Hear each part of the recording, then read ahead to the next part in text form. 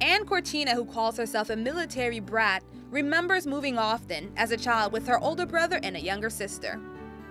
So I was actually born in Norco, California. Okay. There was a military base there. My dad was in the Marines when I was born, actually serving in Korea and overseas. Well, my mom was in the military when she met my dad.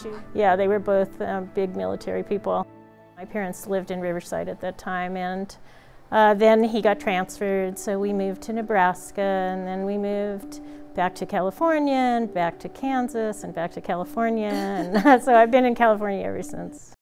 But despite the many moves, Cortina remembers her childhood to be fairly normal. I can remember one time I used to have to tag around with my older brother to his Little League games, and there was this one ballpark that was in kind of a wild area, and there was a little stream running through it, and we used to catch those tiny little frogs. You know, we used to go in the stream and see who could catch the most frogs, and I think I ended up catching something like 64, and I brought them all home and kept them downstairs. We had like a kind of basement. Yeah, and now, of course, like, I'm a big environmental advocate, and I think back and I go, what was I doing?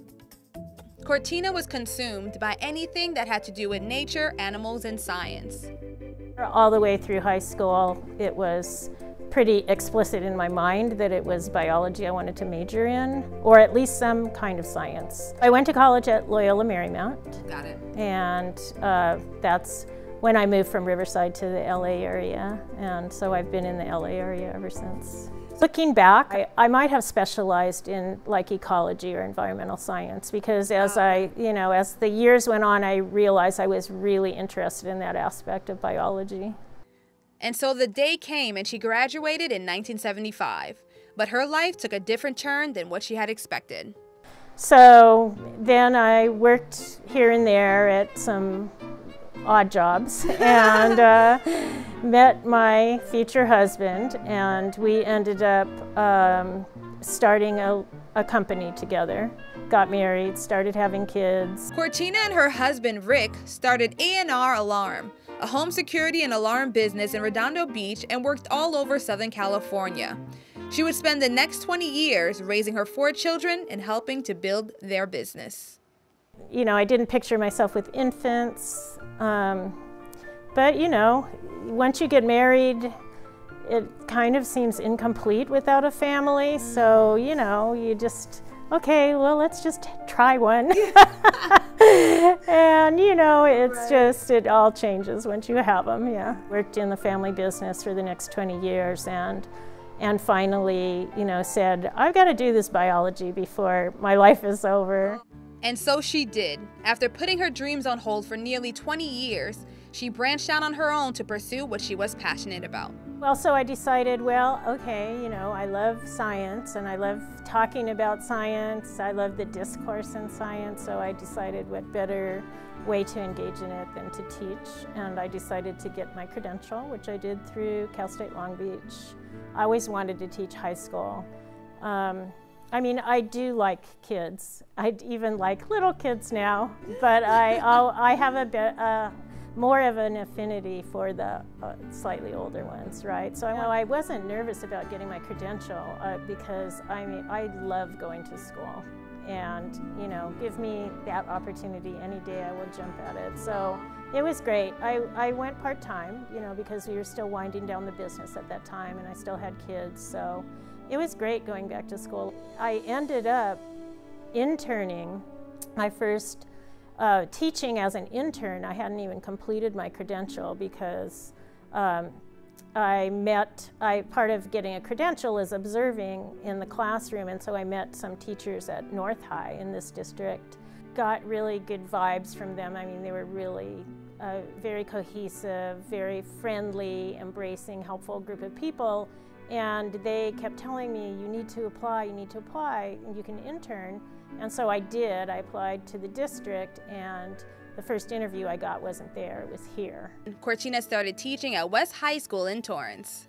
Usually you have to student teach before you get your credential, so they waived that student. So I actually student taught quite, quote, on the job. Cortina considers herself lucky, as she interviewed for this job when the need for teachers were in high demand. Oh, my first day. Now, I don't remember if this was my first or my second day, but it was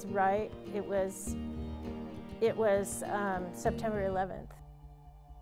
And I can remember coming to work and not even realizing that it had happened, and getting here and seeing all the teachers clustered around when our TVs still worked, TVs, and looking at the news, and I just ignored it because I was so nervous about the day, and I had to get prepared and everything. Still, I was oblivious to it, and then the students came in, and it was just a very strange atmosphere. It couldn't have been my first day. It had to have been just sometime in that first week. Right. So then I found out from them. About, 9/11. And that was pretty weird because it was like nobody wanted to learn anything that day. Everybody was like in shock, you know, and all they wanted to do was talk about it, and you could see that they were really concerned. And so I felt like I was, you know, that was interesting. It showed me that teachers have multiple roles. Cortina found a way to use what was going on in the world into her lesson plans. Lots of the students had lots of different versions of what happened. And in science, one of the things that we look at, you know, pretty carefully is using evidence to support claims. And so I was able to kind of integrate that idea into the discussion that, wait, we can't just jump to conclusions because, you know, at the time nobody really knew any of the details.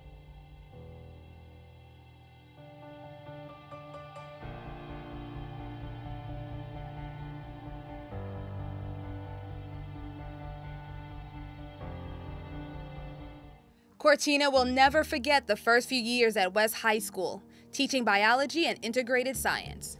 You get to know what works and what doesn't work, and that's basically it, I think. You know, it's just experience, and, you know, that's just as far as classroom management skills. You know, teaching, that changes every year. You always want to try something different, you know, because you can always get the point across, I think, in a better way.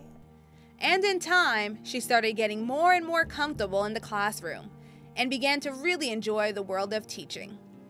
So I got to know this group of kids. I used to hang out in my room to practice for Science Bowl, which is another academic competition. And they were members of that year's academic decathlon team. And somewhere along the line, they talked me into coaching Science Olympiad. The coach that they had either quit, or I can't even remember what happened, but they needed a coach, so they talked me into doing that. The decathlon coach at the time decided not to continue doing it, and I was really close to this group of kids and somehow got sucked into it. And yeah, so I started, and I didn't even have them as my first team, but they said, oh no, we'll help you. You know, we'll show you the ropes, we'll be there. And they really did. That first year, they helped me recruit, and they came during the summer to help with the summer practices. And then of course they all went away to college, and there I was, and it's like, okay, now what, right? And so anyway, that first year we won. It was like, yeah, we won county, and it was like, I remember one of the kids from the team before came back for our first scrimmage, which was in November, because he was at Caltech, so it wasn't far. He would come back every once in a while and help out. And I can remember at our first scrimmage, he's like looking at the scores, and he's going, wow, these scores are great. And I had no idea. I mean, I just knew so little about what to expect at certain times, right? He's going, wow, you got a really good team. And I'm sitting there going, well, that's good to know, you know? I'm glad I have a really good team. And that group of kids still is close to my all-time favorite, just probably because it was my first year, but they were an amazing group of kids. And yeah, so we took first in county, went on to state. It was really fun. The California Academic Decathlon is a prestigious competition With over 500 schools and approximately 1,300 students competing in academic events every year. I really enjoyed it. I mean, it was hard, it was stressful, you know, towards state competition and also especially towards county competition. So county competition is at the end of January every year. So probably starting in end of November, December, we just start ramping up the practices. And the kids study literally, you know, till 8 or 9 o'clock p.m. every night. So it's like Monday through Friday. They were just so dynamic in wanting to know stuff. I mean, they just wanted to know everything, and it was so, you know, it was just so fun to be around a group of students like that. Every year, the academic decathlon competition has a theme. In 2016, it was focused around India. So the team would have to study the arts, music, literature, science, math, and economic disciplines found in that country. The competition also includes essays, interviews, and speech. Kids get a really broad look at related topics, and they see how all these so a lot of times students think, okay, I'm going to be a scientist, or I'm going to be a political scientist and be an attorney, or I am going to become an engineer. And their mind starts getting into this kind of tunnel vision thing where they don't think they need to know anything but that. But academic decathlon brings all of those together, and it shows that there's cross connections between all of them, and so it gives students a broader perspective, and I think it's really valuable, especially these days. So every year we have what we call tryouts. Basically what's happening during those tryouts is they're trying us out, because only certain people can do what academic decathlon requires. So write this big old binder with like hundreds of pages of information that they have to learn. By the time they're done, before a county and before state, they've probably read it 3 or 4 times at least, and to a certain extent memorized a lot of it. So that doesn't appeal to everybody. The way to make it fun and interesting and to keep on going, right, is not something everybody can figure out how to do. Cortina says being a decathlete takes not only dedication and time, but a lot of hard work. Because you really have to embrace it, you know, you have to own it. It's just like any other sport where, you know, it's hard work to be the best. It's really difficult to compete at state level. But this year and last year, and so if you do not win at state, you don't go any further. So we're done as a team. But this year and last year, USAD, which is the United States Association, opened up opportunities for individual students to go to nationals and compete. So last year our top scorer actually did compete as an individual at nationals. I think for those past 10 years we've always made it to state, so we're a pretty competitive school, and California is a pretty competitive state. Last year I was fortunate enough to go to nationals, and so that was really exciting for us, and hopefully we'll be able to go again.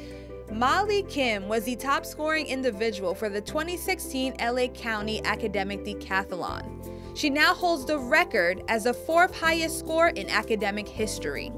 And she was invited to compete in nationals for the 2nd time. Molly is the last person that decided to do decathlete because it's a resume thing, right? She's just totally in it because she looked at it as a challenge and a way to grow. But once you do it, it is a nice little carrot, you know, on your resume. So I think, you know, she had that she was a national contestant in the United States Academic Decathlon. Yeah. Every student has their reasons for becoming part of the team. I initially joined because I got a recommendation letter, and my interest was really casual. I just thought, why not? And then came to the meeting. But at first, I was really shocked because it was very challenging, the rigor of the coursework, and the questions they were asking us were just beyond what I had been used to in the classroom. For Molly Kim, the academic decathlon did so much more than challenge her mind. Decathlon has been central to my high school career. It's really changed who I am. It's made me a more competitive and more confident person. I would not be able to interact with you. I would not be able to have this interview with you if it weren't for Decathlon. So it's boosted me in terms of my self-confidence and with this with just who I am, really. Not just academically, but as a person. For somebody like Molly, she came in, she's like a math genius, a super good student, maybe not all A's, but her GPA is like unweighted 3.9 something, right? So no problem with academics, but problem with public speaking and interviewing because she's very restrained and it's just that personality. So, and also problems with bossing other people around. Like she's not presumptuous, she would never have just on her own told other people what to do. But this year as captain, she had to do that. And so she had to step out of her comfort zone and take on kind of a leadership role and start telling people what they needed to do. Because they all respect her, she's able to lead. Like she leads more by example. But she also, is a very good strategist, and so they listen to her there too.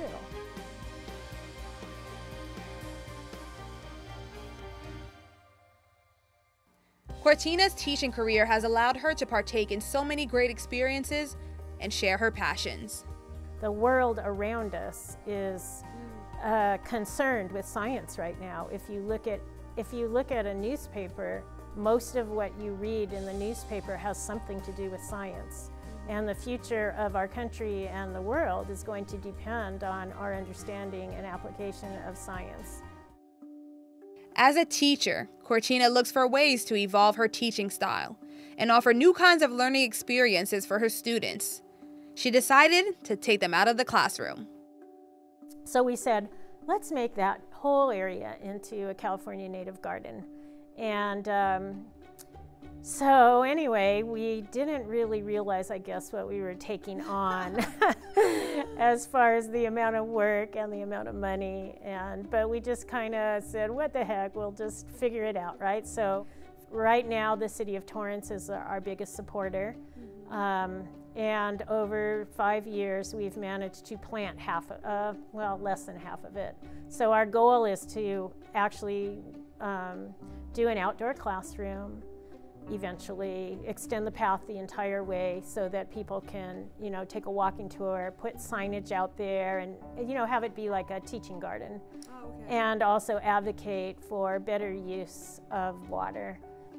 And at the end of the day, all she really wants is for her students to take what they learn and find a way to apply it beyond the classroom.